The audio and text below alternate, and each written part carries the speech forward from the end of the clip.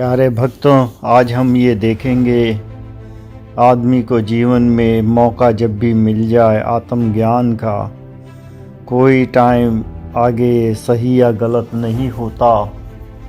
सवाल ये है, ये तो एक यात्रा है, जब आप शुरू करनी चाहें गुरु की कृपा होती है तो ये यात्रा हो जाती है। एक राजा थे, काफ़ी प्रतापी राजा, उभरते हुए नवयुवक राजकुमार से बने थे। उनके अंदर बहुत इच्छा थी कि राज्य में खुशहाली रहे। वो भ्रमण पर जा रहे थे। उन्होंने देखा अपनी सेना के साथ एक वृद्ध महिला, जिसके पास कुछ भी नहीं था, फटे हुए कपड़े थे, बट वो बड़े प्रसन्न चित्र में बैठी हुई थी। राजन उसके पास गए। राजन की उत्सुकता जागी, आखिर इस महिला के पास ऐसा क्या है जो ये इसे इतनी खुशी रखे हुए है। राजन ने कहा, देवी आप यहाँ बैठी हैं, जल्दी जो आपने मुखमंडल पर ये जो प्रतापी किरणें चमक रही हैं, ज़रूर ही आपके पास कोई वैभव या कोई चीज़ तो होगी, लेकिन आप यहाँ ऐसे बैठी हैं ये समझ में नहीं आ रहा। महिला ने जवाब दिया, वृद्ध महिला ने, राजन मेरे पास तो ना तो कोई रिश्ते हैं ना नाते, सब मेरे परिवार ने मुझे बहुत पहले ही त्याग दिया।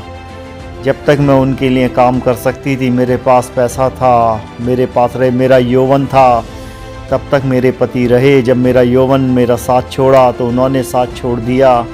मैं अपने बच्चों के काम जब तक आई तब तक उन्होंने रखा, फिर बच्चों ने भी साथ छोड़ दिया। बात आगे बढ़ी, अब आगे मैं किसी का काम की ना रही तो मुझे यहाँ लाकर इन्होंने मंदिर के आगे बिठा दिया। बट राजन, मैंने पास सब कुछ खोने के बाद मैंने शायद अपने आप को जाना। पहले मेरी जो खुशी थी उनसे अटैच रहती थी कि मेरे हस्बैंड के साथ क्या है, बच्चों के साथ क्या है।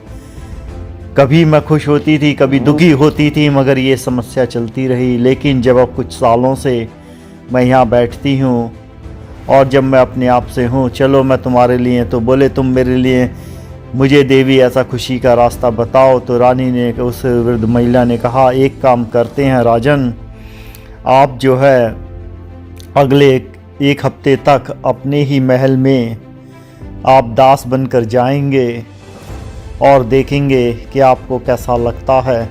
आप राजसी सब सिंहासन त्याग देंगे और कह दें कि आप जो है भ्रमण पर जा रहे हैं। राजन ने वैसे ही करा।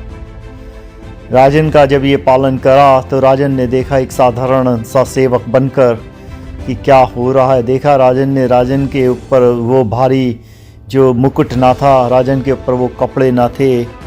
उन कपड़ों के भार में राजन की जो सोच होती थी राजा की, वो नहीं थी। अब वो शांत रह के उसे बड़ा अच्छा लगने लगा। जब वो एक हफ्ते बाद उसके पास पहुंचा, महिला के पास, कहता है बूढ़ी महिला, आपने जो बताया मैंने करा और मुझे अब अच्छा लग रहा है। मुझे शायद ये चिंता नहीं होती मुझे अपने राज्य की सीमा बढ़ानी है या खजाने में जो है पैसा कौन लूट रहा होगा, क्या बढ़ा रहा होगा। आप मेरे लिए क्या आदेश देती हैं। और उस महिला ने कहा, ये तो तुम्हारी अपनी जानी है, तुम चाहो इसे आगे करो। राजन ने फिर आगे भी करा, उसे बढ़ाया वैसा। धीरे धीरे ये करते हुए 30 दिन बाद राजन को उस राज्य से विरक्ति होने लगी और राजन ने वो सब कुछ त्यागा और उसने महात्मा का जो है चोला धारण कर लिया। तो जो आज हम बताना चाहते हैं यहाँ पर, जो यहाँ से एक मॉरल है, वो बहुत अच्छा मॉरल ये निकलता है। जो ये पॉजिटिव आइटम हैं जो खुशियों के लिए इकट्ठी करी जाती हैं, शायद इनको इकट्ठा करने की रेस में हम अपने आप को भूल जाते हैं और जो होता है उसका नहीं एक वो अहंकार डेवलप शायद हो जाता है। खुशियाँ मटेरियल आइटम में हैं। तो जब राजन ने उन चीज़ों को उतारा तो उसे अच्छा लगा। वैसा शायद आपके साथ भी हो रहा हो। आपके पास बहुत कुछ होगा लेकिन फिर भी खुशियाँ नहीं हैं। तो एक बार उन सब जो चीज़ों से जो मेटल आइटम खरीदी हैं उन्हें हटा कर देखें। इसलिए ये ध्यान और योग कराया जाता है। एक दिन का खाना छोड़ें, खाना सबके पास है, but fasting is healthy. If that is true, why don't we start doing this material item fasting? One day, live simple, open your heart. जब आप ये करेंगे तो आपको अपने जीवन का सही मतलब पता लगेगा और एक एटर्नल हैप्पीनेस की तरफ जाएंगे।